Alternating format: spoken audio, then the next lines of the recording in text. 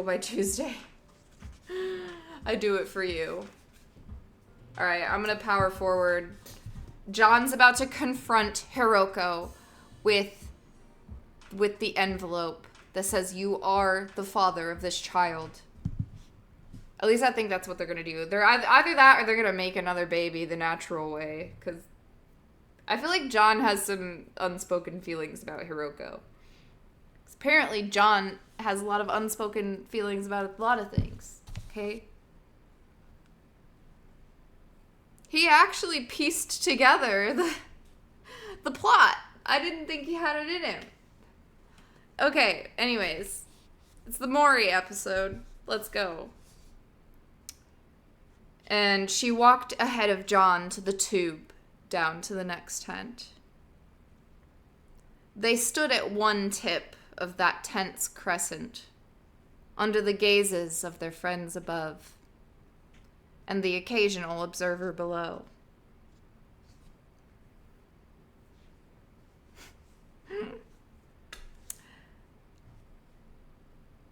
John's gonna be a great dad. He's a himbo. For sure. He is Ken from the Barbie movie. And he's like, "What's wrong with patriarchy? I'm a dad." Ow! Sorry.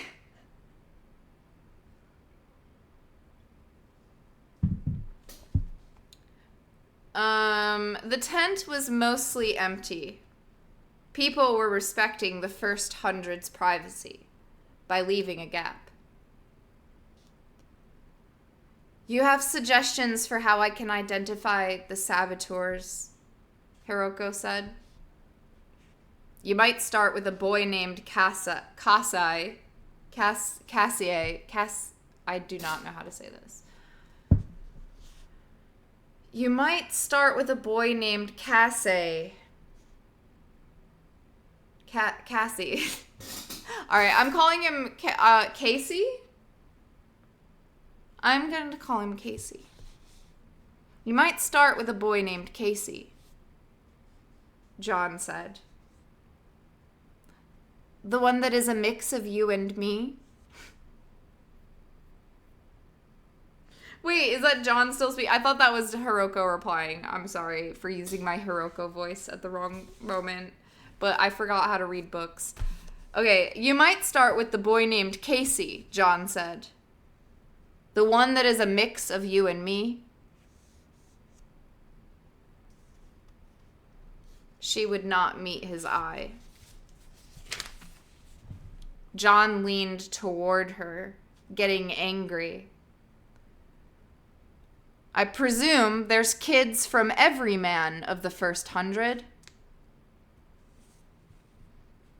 Hiroko tilted her head at him and shrugged very slightly. "We took from the samples everyone gave. The mothers are all the women in the group.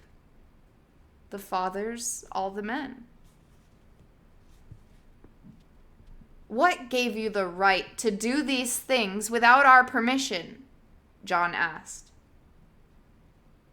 "To make our children, without asking us, to run away and hide in the first place. Why? Why?" Hiroko returned his gaze calmly. "We have a vision of what life on Mars can be. We could see it wasn't going to go that way. We have been proved right by what has happened since. So we thought we would establish our own life. But don't you see how selfish that is? How selfish that is? We all had a vision. We all wanted it to be different. And we've been working as hard as we can for it. And all that time, you've been gone. Off creating a little pocket world for your little group. I mean, we could have used your help. I wanted to talk to you so often. Here we have a kid between us, a mix of you and me. And you haven't talked to me in 20 years. We didn't mean to be selfish, Hiroko said slowly. We wanted to try it, to show by experiment how we can live here.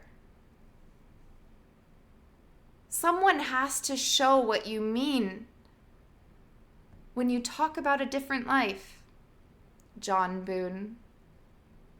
Someone has to live the life. But if you do it in secret, then no one can see it. We never planned to stay secret forever. The situation has gotten bad, so we've stayed away. But here we are now, after all. And when we are needed, when we can help, we will appear again. You're needed every day, John said flatly. That's how social life works. You've made a mistake, Hiroko. Because while you've been hiding, the chances for Mars remaining its own place have gone way down. And a lot of people have been working to speed up that disappearance, including some of the first 100. And what have you done to stop them? Hiroko said nothing. John went on. I suppose you've been helping Sax a little in secret. I saw one of your notes to him. But that's another thing I object to. Helping out some of us and yet not others. We all do that, Hiroko said, but she looked uncomfortable. Have you had the gerontological treatments in your colony? Yes. And you got the process from Sax? Yes. Do these kids of yours know their parentage? Yes. John shook his head, exasperated and more. I just can't believe you would do these things. We do not ask for your belief. Obviously not. But aren't you the least bit concerned about stealing our genes and making kids by us without our knowledge or consent? About bringing them up without giving us any part in their upbringing? Any part in their childhood? She shrugged. You can have your own kids if you want. As for these, well, were any of you interested in having kids 20 years ago? No, the subject never came up. We were too old. We were not too old. We chose not to think of it.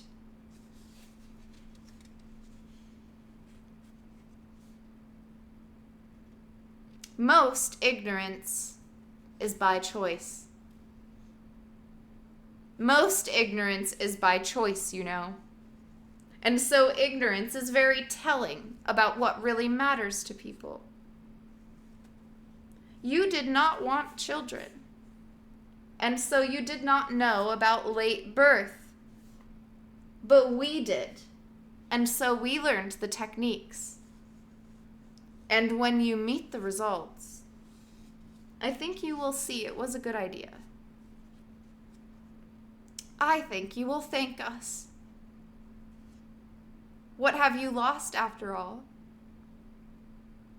These children are ours.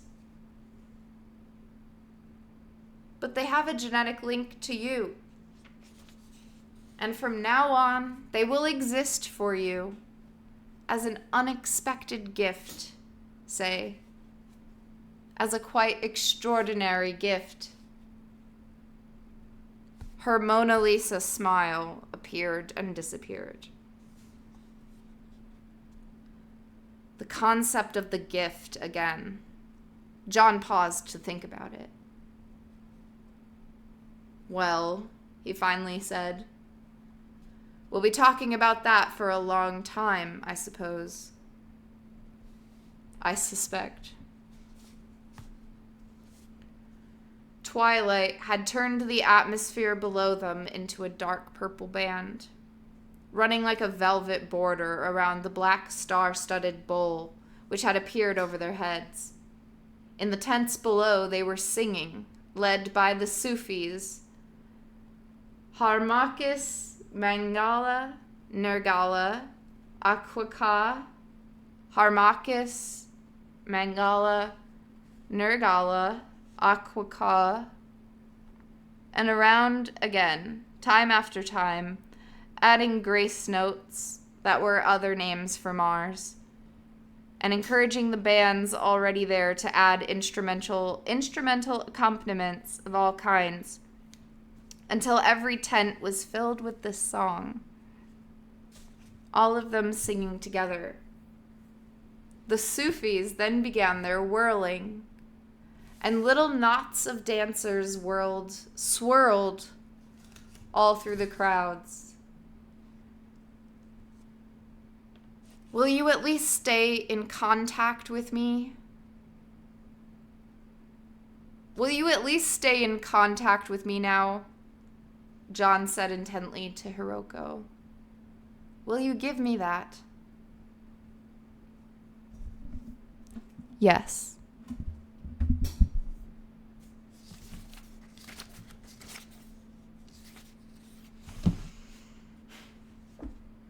Wow, I just inhaled a lot of mold. I do it for you, chat.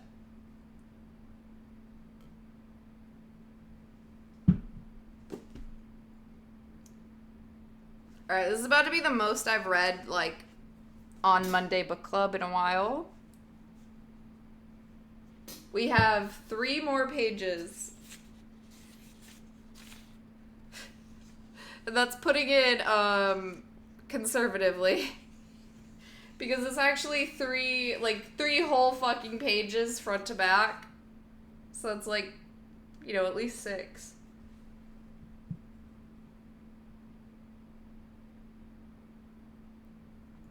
And then that makes the 10 pages that I thought I had left, like, 20. Ugh. But the suspense is building. I'm a little intrigued. I really, really, really... Casey. Oh my god. I don't know. I don't want to lose viewers, though. It's gonna be... Okay, wait. It's only 1 a.m. If you're going to bed at 1 a.m., you're weak anyways.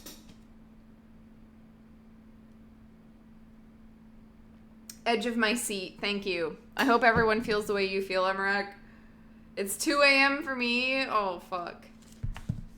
Okay, well, you should move countries. How the fuck is it 2 a.m. for you?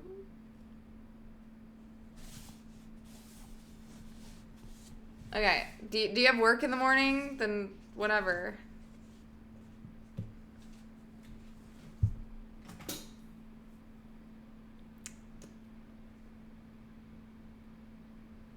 Nobody who has work in the morning is here right now. I think we're safe. That's what Monday Book Club's all about.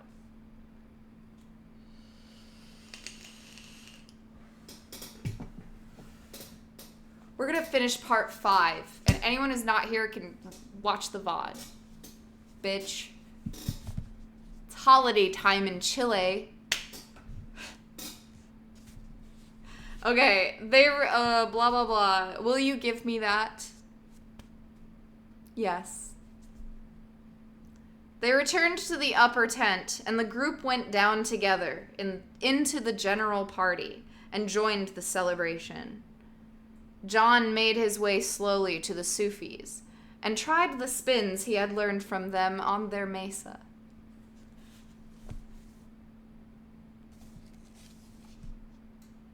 And people cheered and caught him when he spun out of control into the spectators. After one fall, he was helped to his feet by the thin-faced man with dreadlocks who had led the midnight visit into his rover. "Coyote!" John cried.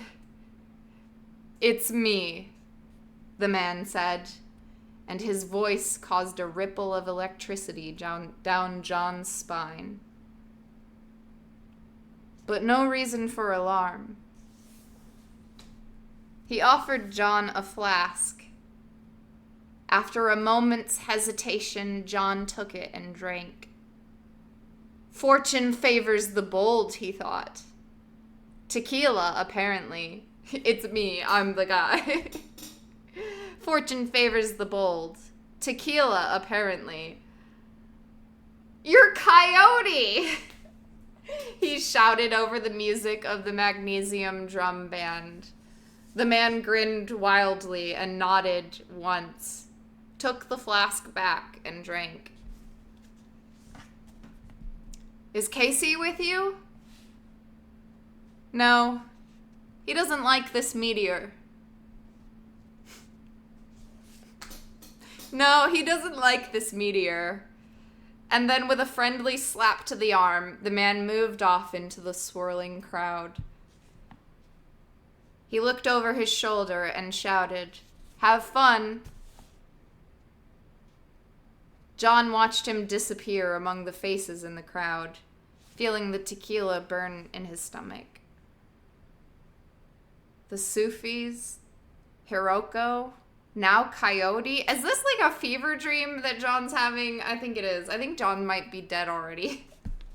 The Sufis, Hiroko, now Coyote. The gathering was blessed. He saw Maya and hurried over to her and threw an arm over her shoulder. And they walked through the tents and the connecting tunnels, and people toasted them as they passed. The semi-rigid tent floors were bouncing up and down. The countdown reached 2 minutes, and many people ascended to the upper tents and then pressed against the clear walls of the south-facing arcs. The ice asteroid would probably burn up in a single orbit. Its injection trajectory was so steep. An object, a quarter the size of Phobos, burned to steam, and then, as it got hotter, to oxygen and hydrogen molecules. And all in a matter of minutes. No one could be sure what it would look like. So they stood there, some of them still singing the chords of the name round.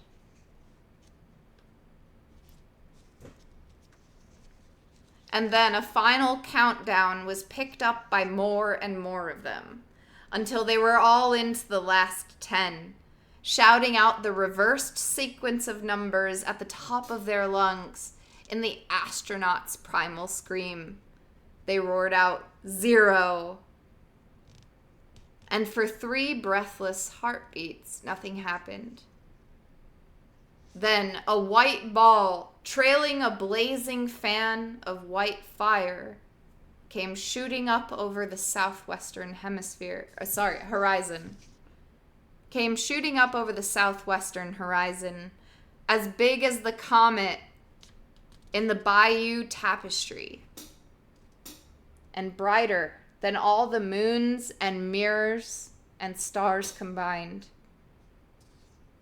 Burning ice, bleeding across the sky, white on black, hurtling fast and low, so low that it was not much higher than they were on Olympus. So low that they could see white chunks bursting back through the tail and falling away like giant sparks. Then, about halfway across the sky, it broke into fragments, and the whole collection of incandescent blazes tumbled east, scattering like buckshot. All the stars suddenly shuddered. It was the first sonic boom, striking the tents and shaking them. A second boom followed, and the phosphor chunks bounced wildly for a moment as they tumbled down the sky and disappeared over the southeast horizon. Their fire breaktails followed them into Mars and disappeared. And it was suddenly dark again. The ordinary night sky standing overhead as if nothing had happened, except the stars were twinkling.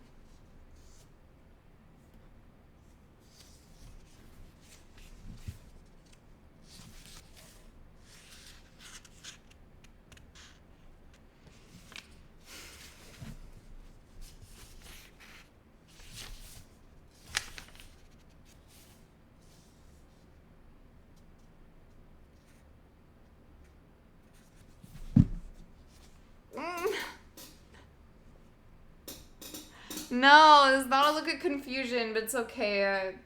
My face is stupid.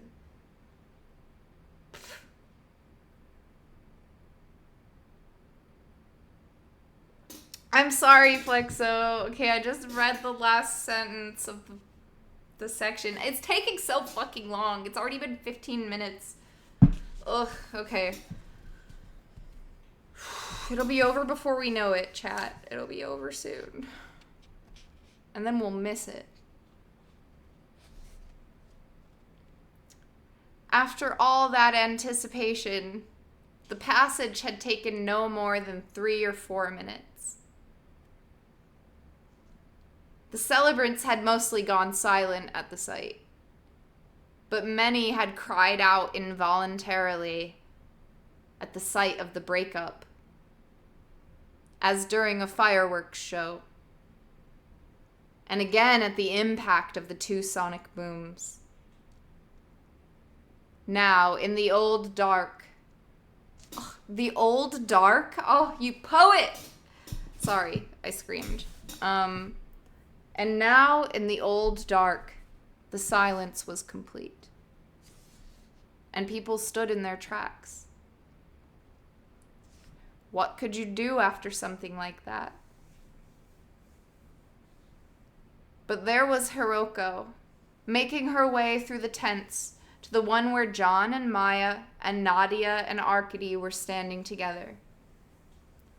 As she walked, she chanted, in a tone that was quiet, but carried through each tent she crossed.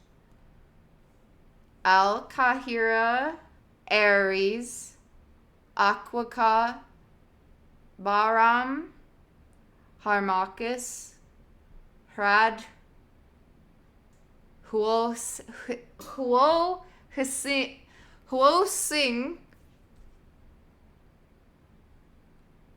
Casey.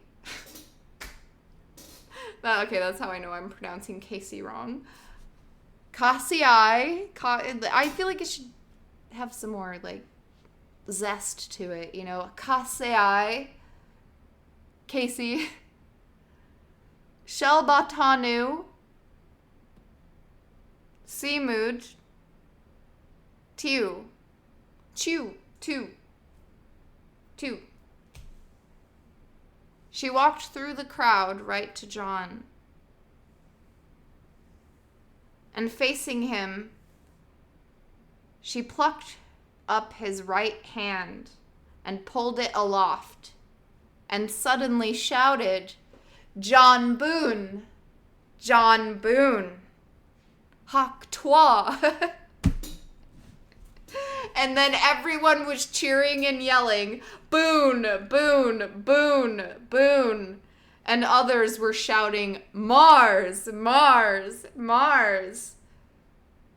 John's face blazed like the meteor had, and he felt stunned, as if a piece of it had pinged him on the head. His old friends were laughing at him, and Arcady yelled, Speech! In what he imagined was an American accent. Speech! Speech! Speech! Speech! Others picked this up, and after a time the noise died down, and they watched him expectantly. Laughter rippling through them at the sight of his slack-faced astonishment. Hiroko released his hand, and he raised the other one helplessly, holding both overhead with hands outstretched. What can I say, friends? This is the thing itself. There are no words for this.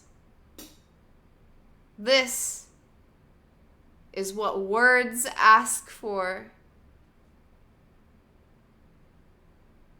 But his blood ran high with adrenaline, with tequila, and Omegendorf, and happiness.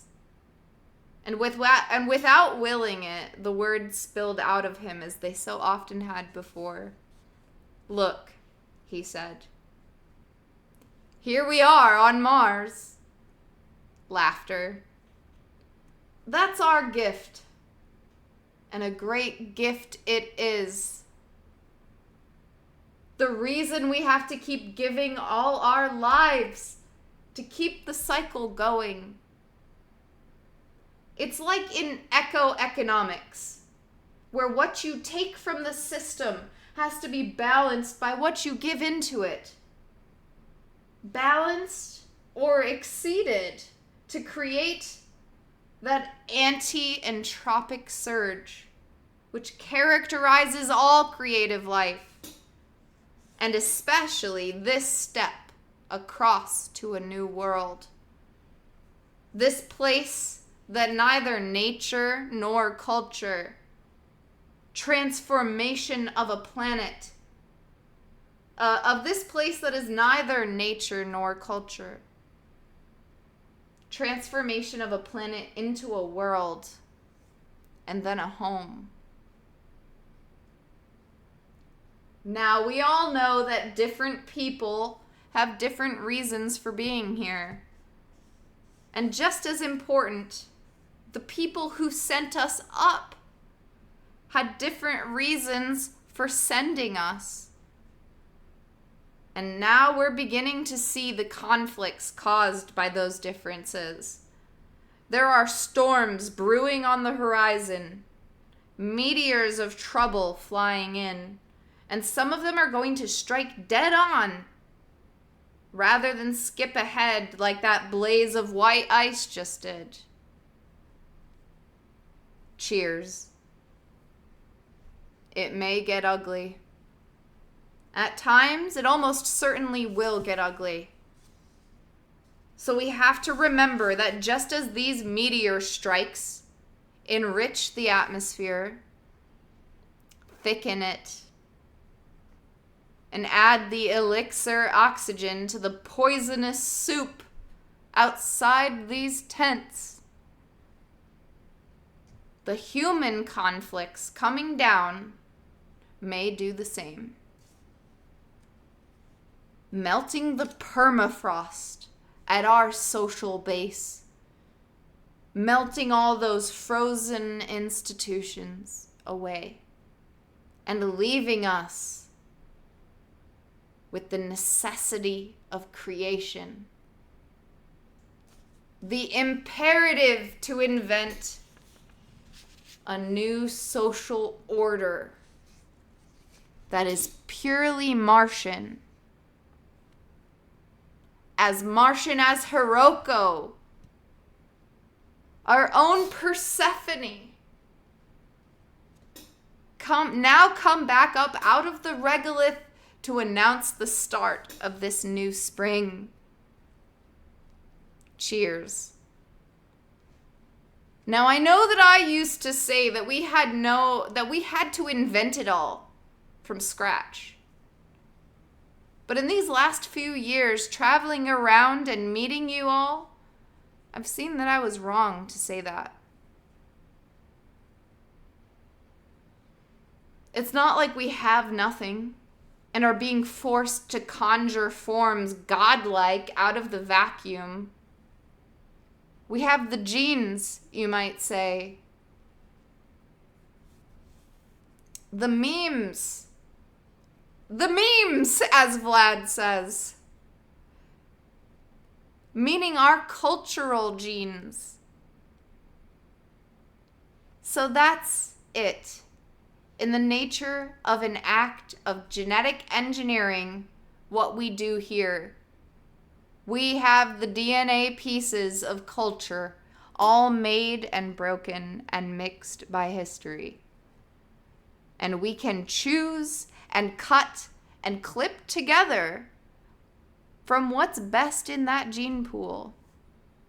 Knit all together the way that the Swiss did in their constitution, or the Sufis, their worship, or the way that the Acheron group made their latest fast lichen. A bit from here and there, whatever's appropriate. Keeping in mind the 7-generation rule. Thinking 7 generations back and 7 generations backward, or forward. 7 generations back and 7 generations forward. And 7 times 7, if you ask me, because now it's our lives we're talking about, extending all the way off into the years. We don't know how that will affect us yet, but it's certainly true that altruism and self-interest have collapsed together more tightly than ever before. But also, it's still and always our children's lives and our children's children and on down forever that we have to think of. We must act in a way that gives them just as many chances as we have been given, and hopefully more. Channeling the sun's energy into ever more dude, they gave him way too much drugs. Too much Omegendorf. Okay, this is a man on amphetamines. I am so lucky that I can just read to the end of the section and it's all actually just one sentence. Guys, there's only one sentence until the end of part 5. We can do this.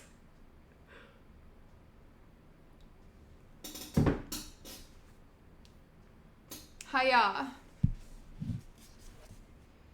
But also still, it's all, but and also still, but also it's still and always our children's lives and our children's children and on down forever that we have to think of. We must act in a way that gives them just as many chances as we have been given and hopefully more.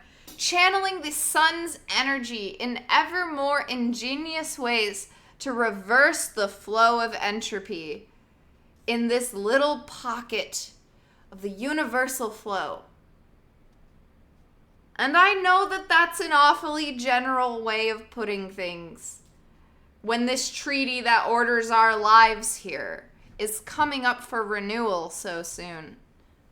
But we have to keep that level in mind, because what's coming is not just a treaty, but more a kind of constitutional Congress.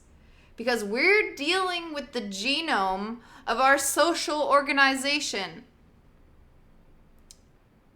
We're dealing with the genome of our social organization here. You can do this. You can't do that. Or sorry, you can do this. You can't do that. You have to do this to eat or to give, and we've been living by a set of rules established for empty land. The Antarctic Treaty, so fragile and idealistic, which has held up that cold continent free of intrusion so long. Up until the last decade, in fact, when it's been chipped away at. And that's a sign of what's beginning to happen here too. The encroachment on that set of rules has begun everywhere.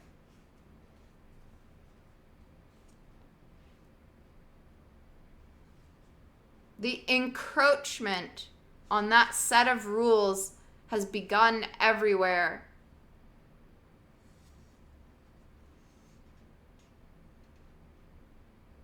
Like a parasite feeding on the edges of its host organism. Because that's what the replacement set of rules is. The old parasitic greed of the kings and their henchmen. This system we call the transnational world order is just feudalism all over again.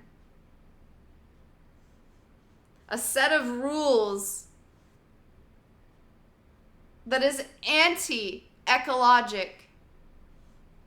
It does not give back, but rather enriches a floating international elite while impoverishing everything else. And so, of course, the so-called rich elite are in actuality poor as well, disengaged from real human work, and therefore from real human accomplishment. Parasitical in the most precise sense.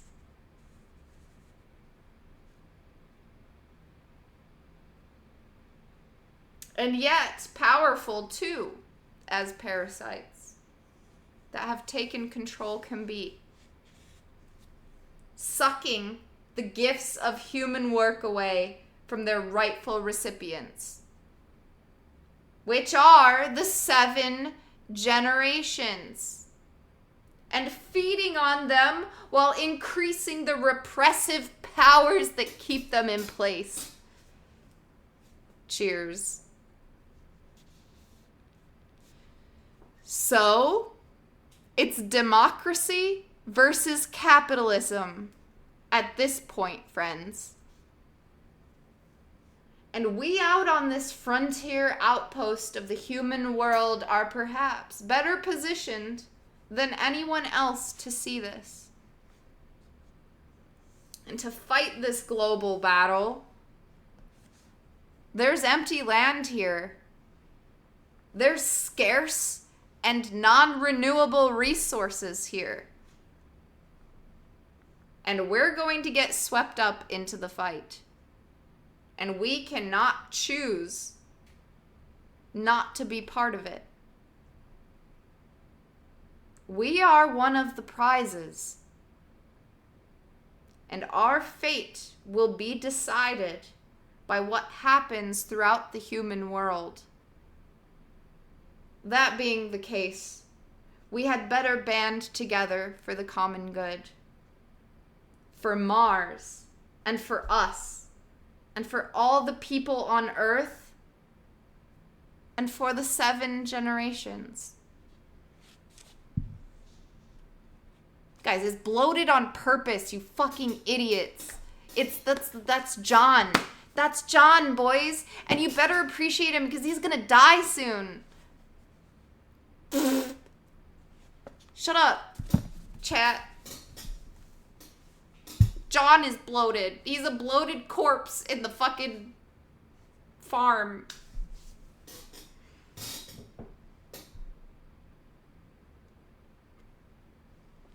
And you know what? They couldn't save his bloated ass.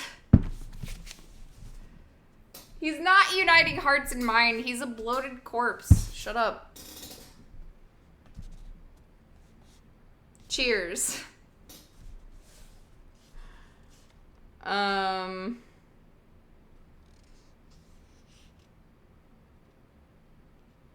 So it's democracy versus capitalism. He could have just said that. Like, that could have been one sentence. We all know anti-capitalists are not annoying.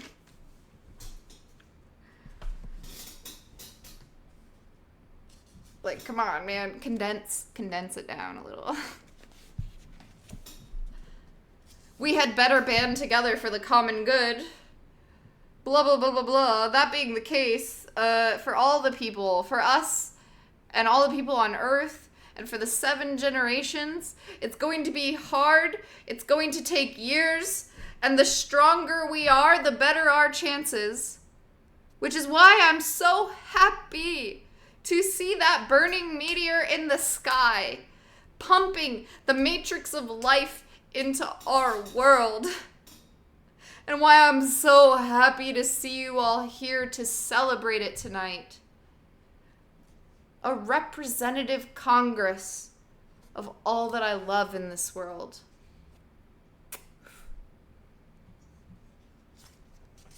But look, I think that steel drum band is ready to go play.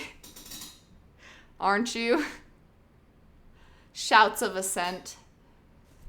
So why don't you folks start? And we'll dance till dawn. And tomorrow scatter on the winds. And down the sides of this great mountain. To carry the gift everywhere. John also pumps the matrix of life into everything he can. Magnesium band? No, I think they mean like the material. Like, cause they're on Mars, they have like abundance of material. Like magnesium. Like, I don't know, a magnesium drum. Why not? You're on Mars. I bet it sounds sick, bro. Okay, and scatter on the winds and down the sides of this great mountain to carry the gifts everywhere. Mad cheers. The magnesium drum band picked them up into its staccato flurry of plinks and plonks, and the crowd heaved into motion again. They partied all night long, righteously.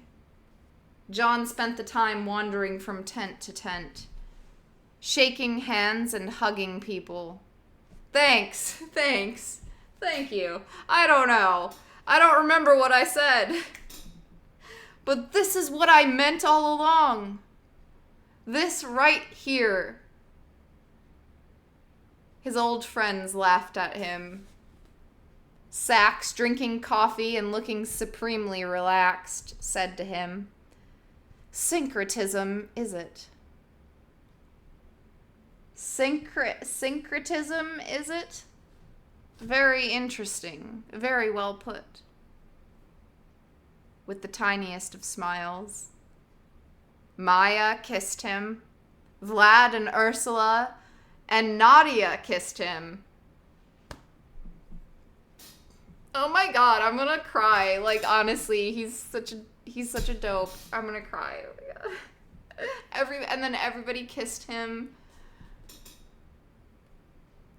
Arcady lifted him up and with a great roar swirled him around in the air, giving him a hairy kiss on each cheek and shouting, "Hey John, could you repeat that please?"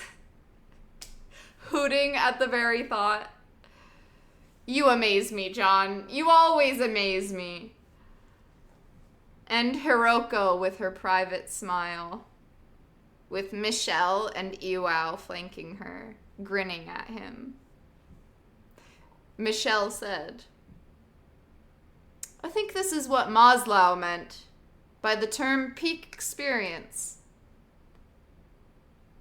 And Iwao groaned and elbowed him, while Hiroko reached out and touched John on the arm with her forefinger, as if to pass along a certain animating touch, a power, a gift.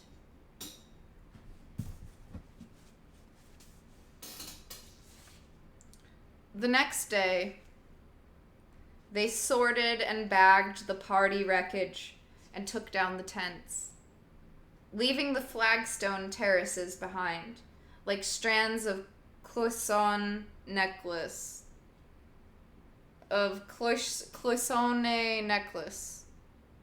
Draped down the side of the old black volcano. They said goodbye to the dirigible cruise, and the dirigibles drifted down the slope like balloons slipped from a child's fist. The sand-colored ones of the hidden colony got hard to see very quickly. As he got in his rover with Maya, John said goodbye. John said goodbyes. And as they drove around the rim of Olympus Mons, they caravaned with rovers containing Arkady and Nadia, and Anne and Simon and their son Peter. In conversations that day, John said, "We need to talk to Helmut and get the UN to accept us as speakers at large for the local population. And we need to present the UN with a draft of the revised treaty. Around LS90, I'm scheduled to go to a dedication ceremony."